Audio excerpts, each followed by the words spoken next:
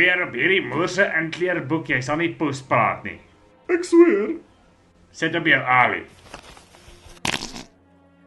Jou naam? Bertha Hoertjoep. Jou roksize, Bertha. Ek sien nie wat dit met jou uitgewaai het nie. Dus?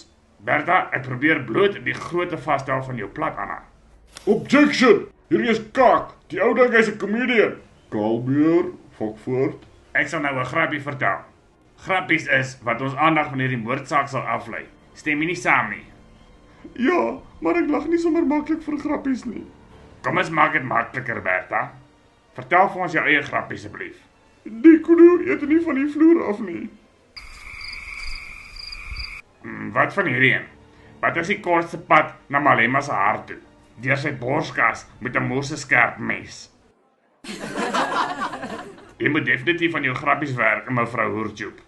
Ken jy iemand hier wat goeie grappies kan vertel? Maybe. Sy naam is Meld Sieberhagen. En hierdie ene Meld Sieberhagen. Is hierdie sogenaamde grapgat dalk hier vandag? Ja. Sal Meld asseblief opstaan? Is dit hy? Ja. Jy het gister vir my gesê sy grappies raak oud.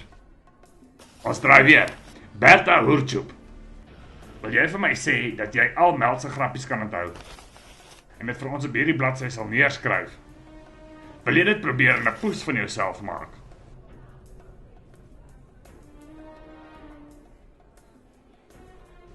Ja.